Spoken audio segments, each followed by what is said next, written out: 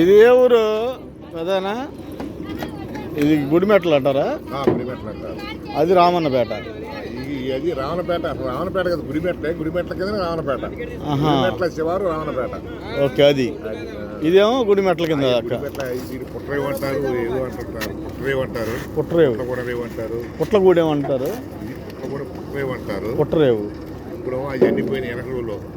ఇప్పుడు ఇది గుడిమెట్ల కింద లెక్క. అటు పోతే పుట్లగూడెం. అది